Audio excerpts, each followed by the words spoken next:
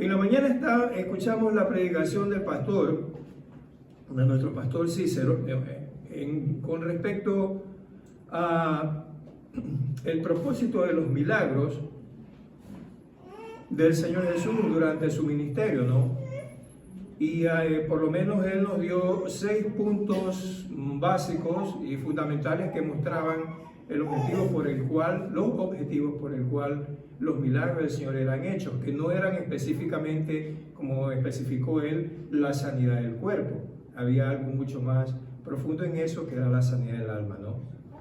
Y en esta porción que hemos leído, en el versículo 32, vamos a ponernos ahí un momentito. El Señor dijo: tengo compasión de la gente. Esta palabra me recordó la predicación de la mañana, y yo dije, uno de los propósitos de la obra de sanidad del Señor también era mostrar su compasión por la humanidad, su compasión por la gente. De hecho, era uno de mis puntos, pero lo quité. Ah, mira. Pero ¿por qué no lo dijiste, pastor? Bueno, ya me lo dejaste para mí entonces, ¿no?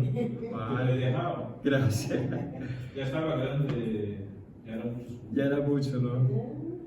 Pues yo espero hacerlo esto también prontamente, porque tengo algunas cosas aquí interesantes, ¿no? Bueno, es que lo que pasa, hermanos, mira, yo siempre he creído que la palabra de Dios, el mensaje de nuestro Dios en su palabra, es verdad, es para edificar nuestras vidas, ¿no? Para que nosotros crezcamos, para que nosotros vivamos vidas plenas y todo lo demás.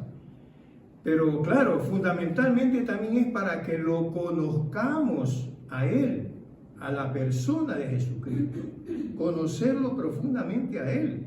No podemos conocer superficialmente a aquel que dio la vida por nosotros. Lo menos que podemos hacer es llegar a conocerlo siempre más profundo. Y por ahí es por donde va más o menos esta que no es precisamente una predicación, sino más que todo una especie de estudio, ¿no? Primeramente, de manera de introducción, quisiera hacer notar ciertos aspectos acerca de los milagros de alimentación que el Señor Jesucristo hizo. Muchos investigadores creen que la alimentación de los 5,000 de Mateo, capítulo 14, un capítulo antes de esta tarde, son versiones diferentes de un mismo acontecimiento, pero eso no es así. Son 2 hechos distintos, diferentes. Una de las dificultades que nos presenta la Escritura es que nos da detalles muy escasos en cuanto a las distancias, fechas, cuando Jesús pasó por tal o cual ciudad. Es por eso que tenemos que deducir de los datos que nos dan las mismas Escrituras para obtener la información que queremos saber acerca de tal o cual cosa. Y aquí hay unos puntos que quisiera señalar antes de entrar plenamente en el tema, ¿vale? Primero, cuando Jesús dio a comer a los 5,000 en Mateo capítulo 14, siempre voy a ir relacionando estos 2 hechos, ¿no? El de la alimentación de los 5,000 con el de los 4,000 que tenemos en esta tarde concretamente, ¿vale? Porque están íntimamente relacionados. Cuando Jesús dio a comer a los 5,000 en Mateo 14, en el versículo 19 dice que mandó a la gente a recostarse sobre la hierba. En Marcos capítulo 6, versículo 39, relatando el mismo acontecimiento de los 5,000, dice: y les mandó recostarse a todos por grupos sobre la hierba verde. Eso significa que era primavera.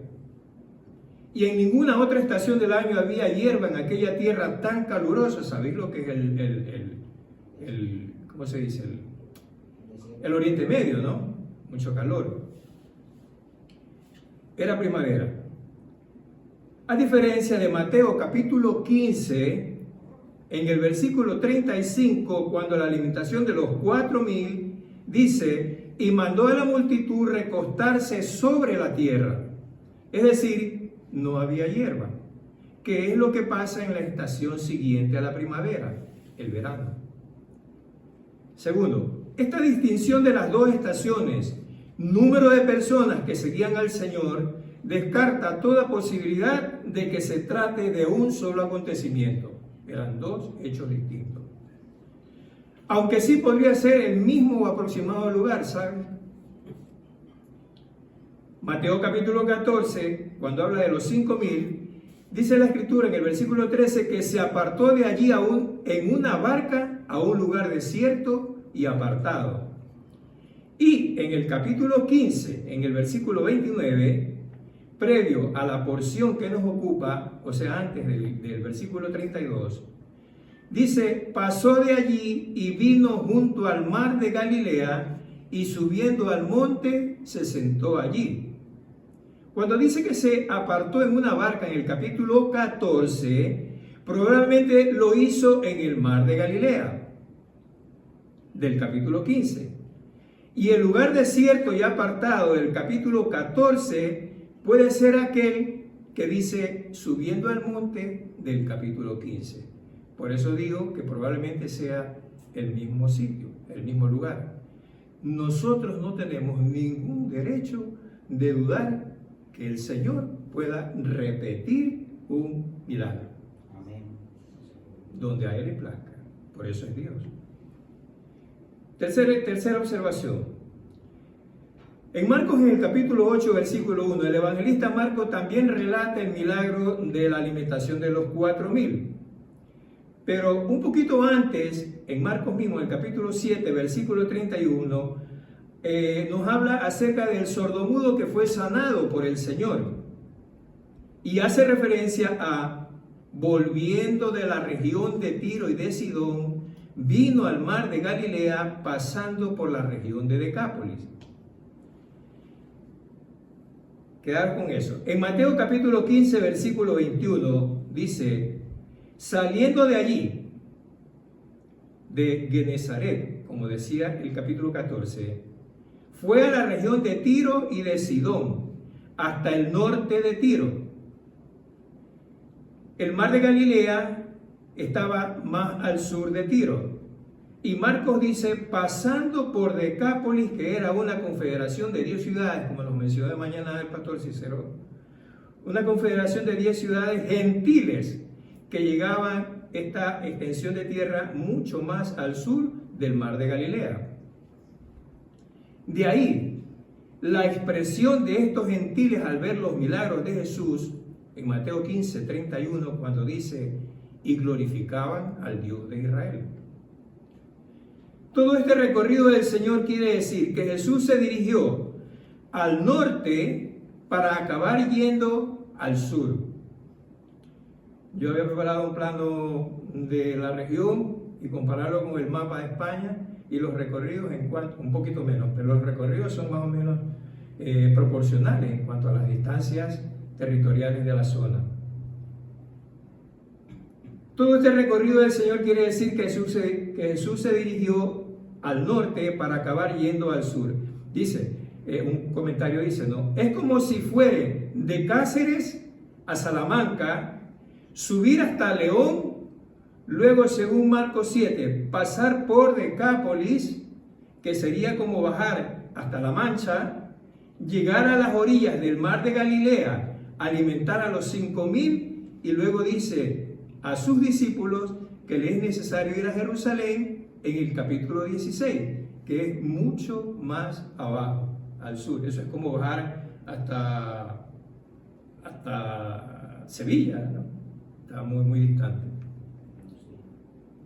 Según comentarios, este recorrido del Señor desde Genezaret a Tiro, luego a Sidón, pasar por Decápolis, luego al sur de Galilea, considerado que se hacía a pie y con frecuentes paradas para sanar a los enfermos que salían a su encuentro, debió tardar mínimo 6 meses. Si el ministerio terrenal de Jesús tuvo una duración de 3 años, 6 meses representa una sexta parte del tiempo ministerial del Señor. Un comentario de Hendrickson dice que estos datos no deben pasar, por eso los he recogido, ¿no? Estos datos no deben pasar por alto, ya que este es el ministerio durante el cual Jesús, de un modo especial, dio instrucciones a sus discípulos Al parecer fue entonces cuando el Señor se dedicó a enseñarles, a prepararlos, a abrirles la mente a la verdad antes de llegar a la prueba final, su crucifixión. ¿Te puedes imaginar 6 meses apartados de todo el mundo, solamente escuchando, viendo y sintiendo el trato del Señor para contigo? ¿Tú te puedes imaginar? Y digo imaginar, entre comillas, porque cuando se organiza un retiro supuestamente para tener un tiempo apartado con Dios, ¿cuántos son los que se apuntan? A veces los contamos con los dedos de la mano.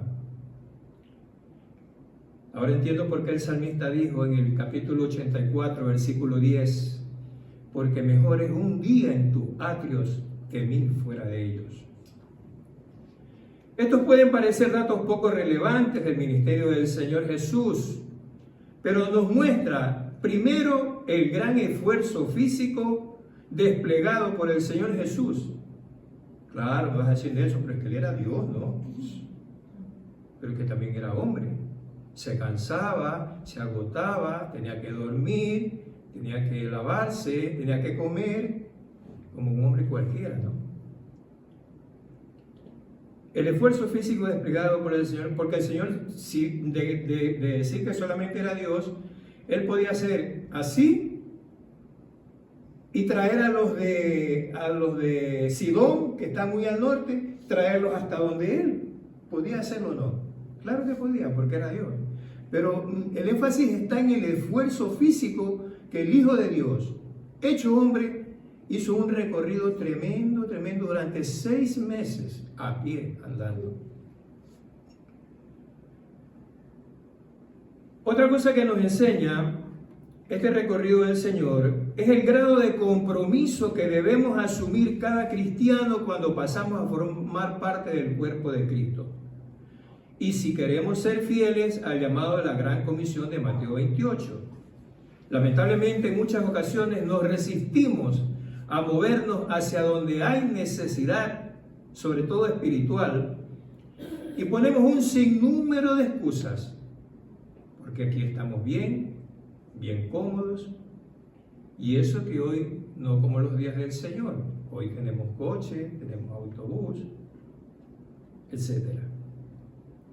Ahora sí vamos a entrar en el capítulo 15, versículo 32, dice: y Jesús, llamando a sus discípulos, dijo: tengo compasión de la gente porque ya hace 3 días que están conmigo y no tienen qué comer, y enviarlos en ayunas no quiero, no sea que se desmayen en el camino.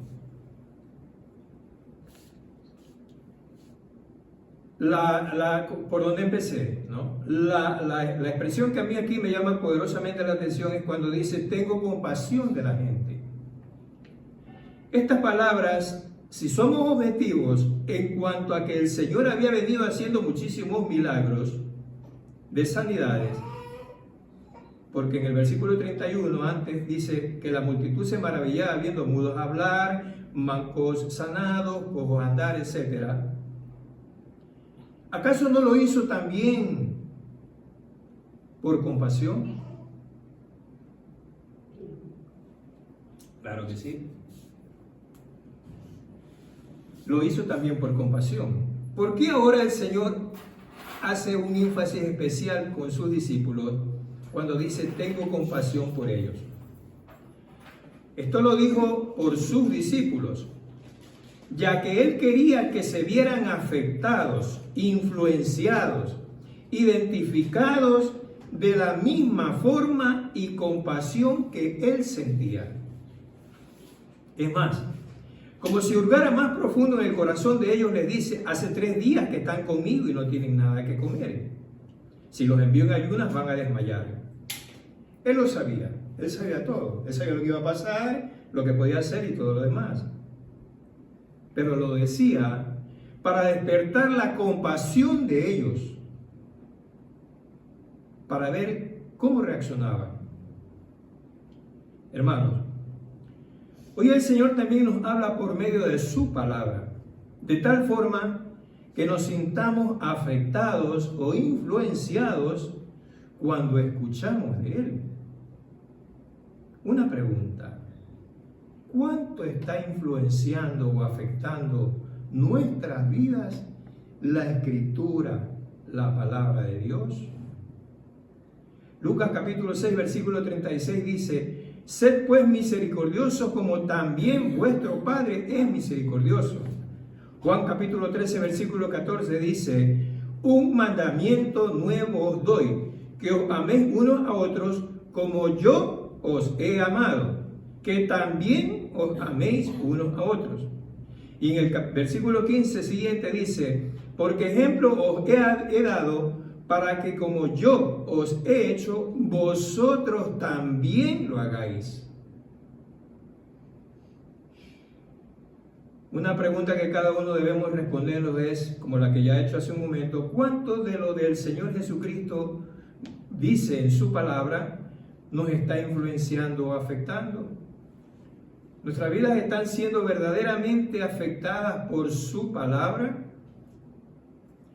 ¿O es que su palabra se ha convertido solo en un cúmulo de información y conocimiento que se nos ha quedado guardado en nuestras mentes? Versículo 33.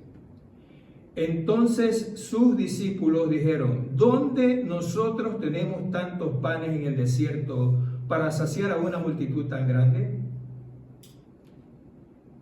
Esta expresión de los apóstoles de ¿dónde nosotros tenemos panes en el desierto? Aquí hay dos cosas. Primero, no hay duda de por qué Jesús los llamó hombres de poca fe. Y no solo una vez. Se lo dijo en el capítulo 8 de Mateo, versículo 26, en el capítulo 14, versículo 31, en el capítulo 16, versículo 8, y en el capítulo 17, versículo 20. Más de una ocasión los llamó hombres de poca fe. Peor después de haber presenciado recientemente el milagro de la alimentación de los 5,000, que ya habían sido testigos. Segundo, estaban frente a quien habían reconocido como el Mesías. Lo llamaban Señor, fueron obedientes a su llamado, fueron testigos de milagros impresionantes. Ahora se enfrentan a una situación de escasez de alimento y en quien primero piensan es en de dónde nosotros tenemos tantos panes. Como estamos viendo, esta porción de la Escritura no solo se trata del maravilloso milagro que por segunda vez hizo el Señor, motivado por la compasión que siente por las necesidades humanas, sino que trae consigo una exhortación a mirar nuestras reacciones en situaciones de urgente necesidad. ¿Quién es nuestra primera alternativa? Y por lo general, lo primero en lo que pensamos es en de dónde tenemos nosotros para solucionar tal o cual situación. ¿Cuál es nuestra primera alternativa? En lugar de pensar en quién es nuestra primera y única alternativa. Y lo primero, la primera alternativa en que pensaron los discípulos fue en ellos. Ellos se vieron a ellos, primero pensaron en ellos como el medio, la forma de, ¿y ahora qué hacemos, no? Espérate, está delante del Señor de los cielos, el Rey de Reyes, el poderoso Jesús, y estás pensando tú, ¿cómo hacemos esto? ¿Puedes tú imaginarte eso? Pues es más o menos lo que hacemos siempre nosotros, generalmente, ¿no? A lo mejor no todos. Esta reacción, como la de los discípulos, es una reacción muy típica del promedio de los cristianos. El hecho de no acudir a la persona de Jesucristo como nuestro primero y principal ayudador. Vamos buscando primero nuestras propias soluciones. Y cuando ya no podemos o nuestra solución ha fracasado, entonces buscamos el consejo de Dios. Si es que lo buscamos. Mateo capítulo 9, versículos 27. Aquí hay algo también interesante y tengo una pregunta. Mateo capítulo 9, versículos 27 y 28 dice: pasando Jesús de allí, le siguieron dos ciegos, dando voces y diciendo: ten misericordia de nosotros, hijo de David. Versículo 28 dice: y llegando a la casa, vinieron a él los ciegos, y Jesús les dijo: ¿creéis que puedo hacer esto? Ellos dijeron: sí, Señor. La pregunta: ¿en qué momento se manifestó la fe de estos ciegos? ¿En qué momento se manifestó la fe de estos ciegos? ¿Podéis responder allí? ¿En qué momento de esta? Cuando Jesús le dijo que si podía hacer eso, ellos le dijeron que sí. ¿Sí? Podía hacer.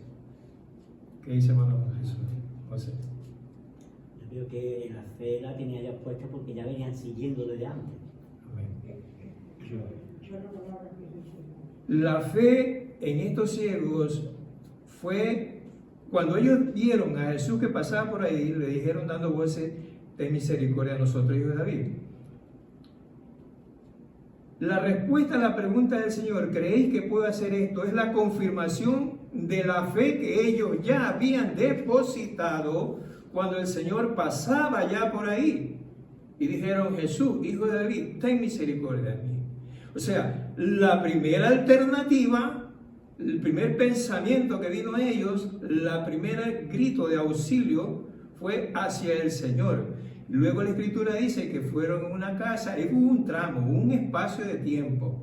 Cuando ellos llegaron ahí, el Señor les preguntó: ¿crees que puede hacer esto? Ellos dijeron: sí, creemos que puedes hacerlo. Eso fue la confirmación de lo que ellos ya habían pensado. Hay una enseñanza muy bonita ahí, hermano. Primero, nuestra mirada puesta en el Señor. Y yo el primero que necesito de eso, ¿no?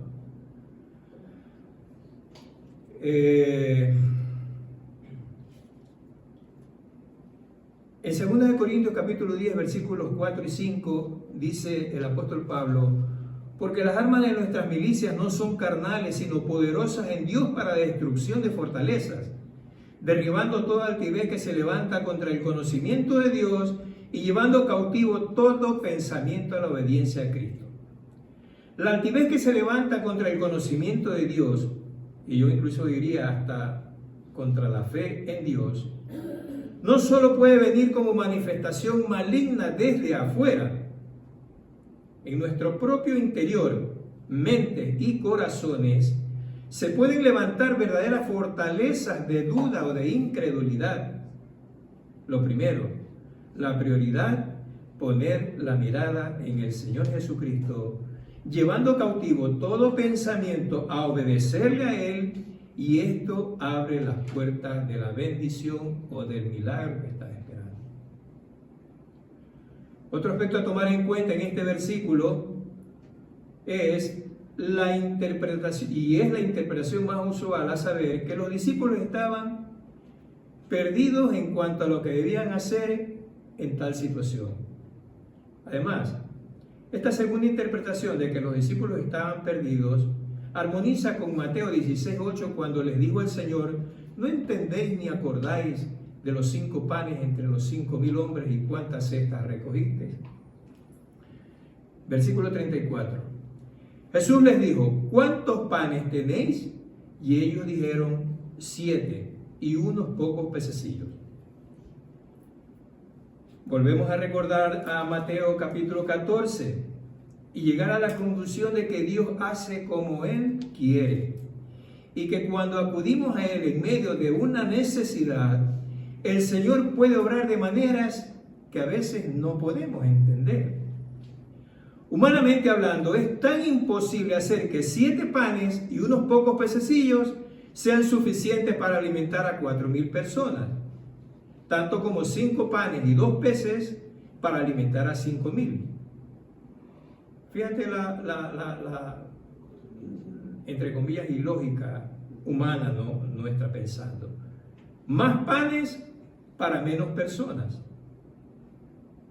Menos panes para más personas. Hay lo que se requiere en uno, o en otro caso, no es razonar. Ahí lo que se requiere es un milagro. Punto. Hermano, lo que mueve el corazón de Dios para que recibas tu milagro es tu fe en el Señor. No debemos dejar ni una rendija a la duda de si el Señor va a obrar tu milagro o no. Por muy difícil, complicada que sea la situación o incomprensible a nuestra mente humana, la manera en que Dios actúa, Él va a obrar un milagro. Eso tenlo por seguro. Santiago capítulo 16, capítulo 1, versículo 6 dice, muy conocido este versículo, pero pida con fe, no dudando nada, porque el que duda es semejante a la onda del mar, que es arrastrada por el viento y echada de una parte a otra. Versículo 35. Y mandó a la multitud recostarse en tierra. Para analizar este versículo, aparentemente intrascendente, ¿no? Porque, ¿qué es lo que dice? Y mandó a la multitud recostarse en tierra. Ya está. O sea, aparentemente no se ve nada especial ahí, ¿no? Pero siempre la palabra del Señor es muy especial en todo lo que dice. El Señor, compasivo, sabe que la multitud, si no se alimenta y regresa a su casa, se desmayaría en el camino, lo dijo el versículo 32. Conoce la incapacidad humana, en este caso de los discípulos, para solucionar el problema. Versículo 33, que hemos leído. Pero para Jesús, aún los mínimos medios con que cuenta serían usados para obrar un milagro. Versículo 34. Versículo 35. Entonces manda a recostarse. Esto de aquí es símbolo de que mandó a relajarse, a serenarse, a quedarse quietos, desechar todo temor, confiar en Él. Él conoce todo y está pendiente de la situación. Segunda de Crónicas, en el Antiguo Testamento, capítulo 20, versículo 17, dice, paraos, estad quietos y ved la salvación del Señor con vosotros. Salmo 46, 10 dice, estad quietos y conoced que yo soy Dios. Seré exaltado entre las naciones, enaltecido seré en la tierra. Lucas 12:32 dice, no temáis manada pequeña, porque vuestro Padre os ha placido daros el reino. Versículo 36. Y tomando los 7 panes y los peces, dio gracias, los partió y se los dio a los discípulos y los discípulos a la multitud. Los mismos discípulos que dudaron en incredulidad acerca ¿de dónde sacaremos pan para tanta gente? Ahora son el medio, los instrumentos que Jesús usa para llevar la bendición. Porque la multiplicación la hizo el Señor, pero por las manos de los discípulos llegó la bendición material a cada uno de los que estaban ahí. ¿Esto qué me dice a mi hermano? Si yo he creído y he reconocido a Cristo como mi Señor y Salvador, claro que voy a tener a lo mejor momentos de flaqueza, como todos lo hemos pasado, a lo mejor de duda, a lo mejor de incredulidad, de si es o no es el Señor el que está tratando en mi vida. Pero eso no va a quitar que en un momento dado Dios te use para bendecir tu propia vida o la de otros. Porque el Señor es mucho más grande que tus propias debilidades y las mías. Además hay un versículo en Romanos capítulo 11, versículo 29, que dice, porque irrevocables son los dones y el llamamiento de Dios. Si tú sientes que el Señor te ha llamado, si te ha llamado el Señor verdaderamente a vivir para Él, en cualquier una u otra circunstancia, a lo mejor muy mala o de tu propia debilidad, el Señor puede usarnos a cada uno de nosotros en un momento dado para la gloria de su nombre. Porque no se trata de mí, ni de mi situación, ni de mi estado de ánimo, Se trata de que todo apunte a la gloria de Dios, a la presencia, a la manifestación de Dios. Versículos 37 y 38. El 37 dice: y comieron todos y se saciaron y recogieron lo que sobró de los pedazos, 7 canastas llenas. Versículo 38 dice: y eran de los que habían comido 4,000 hombres, sin contar las mujeres y los niños. Y aquí es donde volvemos a encontrarnos con algo por lo menos curioso, ¿no?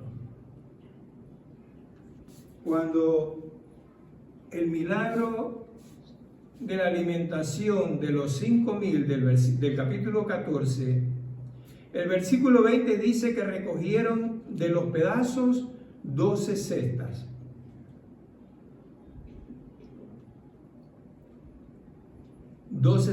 Llenas.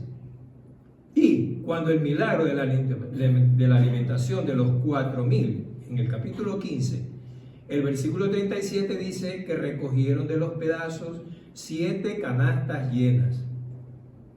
Ahora, una cesta era un elemento muy común en Israel y era de un tamaño capaz de poder llevar a un niño muy pequeño en ella.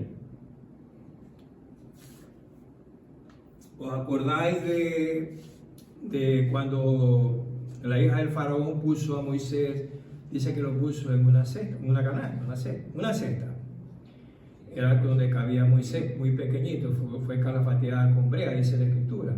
Eso era una cesta, solo que la puso con brea para que no le entre el agua. Era un elemento muy común en Israel y era de un tamaño capaz de poder llevar a un niño muy pequeño en ella. Ahora, una canasta era de un tamaño mucho más grande, capaz de poder coger a una persona adulta. Aproximadamente 5 veces más el tamaño de una cesta. Y esto se puede comprobar en Hechos capítulo 9, versículo 25. ¿Os acordáis cuando los discípulos, tomándole de noche a Pablo, le bajaron, dice, por el muro, colgándole en una canasta donde podía caber Pablo? Ahora mira, pan que es multiplicado para 5,000 personas, recogen 12 cestas llenas. Pan que es multiplicado para 4,000 personas, 1,000 personas menos. Pan que es multiplicado para 4,000 personas, recogen 7 canastas llenas. Es decir, el equivalente a 84 cestas. Habiendo sido 1,000 personas menos que comieron, ¿cómo es que sobró tanto pan? ¿O por qué sobró tanto pan? ¿Que le fallaron las matemáticas al Señor? Yo aquí me equivoqué, se me pasó la mano, ¿no? No, hermano. 84 cestas. Esa ecuación no cuadra en la matemática humana, pero sí en la matemática divina, que es como Jesús actúa. ¿Y sabe dónde tiene de alguna manera la explicación a este exuberante número que sobró, siendo menos las personas que comieron? En Efesios capítulo 3, versículo 20, donde dice: y a aquel que es poderoso para hacer todas las cosas mucho más abundantemente de lo que pedimos o entendemos, según el poder que actúa en nosotros. Mucho más abundantemente de lo que nosotros podríamos pensar, o del poder que actúa, en este caso en Jesús, pero del poder que también puede actuar en nosotros. En el versículo 38, la mención especial sobre los 4,000 hombres, sin contar las mujeres y los niños, tal vez se deba a que, siendo una cultura de tipo patriarcal, los padres de familia fueron quienes recibieron de los discípulos el pan y estos a su vez lo repartían a cada miembro de la familia. Y aquí aparece un énfasis de responsabilidad que tenemos los padres cristianos cuando, recibiendo de parte de Dios hacemos una buena administración de las bendiciones que nosotros particularmente, como cabeza de hogar, padres de familia, que en definitiva es para toda la familia. Cuando Dios obra en un padre o en una madre de una manera milagrosa, eso naturalmente, casi se puede decir, se expande a toda la familia. Esa bendición llega a toda la familia. De hecho, en el libro de los Hechos, en el capítulo 16, versículo 31, recordamos lo que le dijo el carcelero al apóstol, ¿no? O el apóstol al carcelero: cree en el Señor Jesucristo y serás salvo tú y tu casa. Un dato curioso que se nota en todos estos relatos es que Jesús termina su ministerio en Galilea con la alimentación de los 5,000. Termina su ministerio con los gentiles en el capítulo 15, alimentando a 5,000. Más tarde termina su ministerio en Jerusalén con una cena en el aposento alto con los discípulos. Versículo 39. Entonces, despedida la gente, entró en la barca el Señor y vino a la región de Magdala. Conclusión. Primero, Jesús tiene toda la potestad para repetir un milagro casi de una forma igual. ¿Y quién contra eso? Segundo, la compasión de Jesús manifestada a los gentiles debe ser imitada hoy por nosotros hacia quienes no conocen todavía al Señor. Por eso Jesús, cuando se refirió a los apóstoles, a los discípulos, quería despertar en ellos esa misma compasión que él tenía. No. Tercero, ¿cómo está influenciando la palabra de Dios en nuestras vidas? ¿Están siendo afectadas o solo, como dije anteriormente, es información en nuestras cabezas para sacarlas en el momento de mostrarnos como cristianos? Cuarto, ¿estamos llevando en primer lugar nuestras miradas a la persona de Jesucristo o estamos diciendo primero, ¿de dónde seremos nosotros capaces de solucionar tal o cual situación?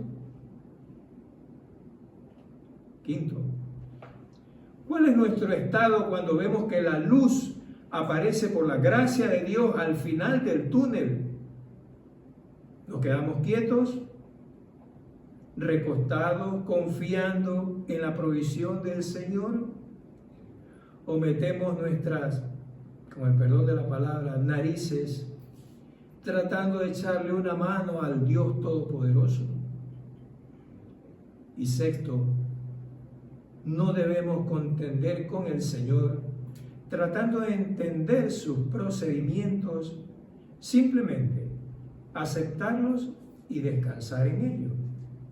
Y como hacían los gentiles de Decápolis, glorificar al Dios de Israel, quien también es tu Dios y mi Dios. Amén.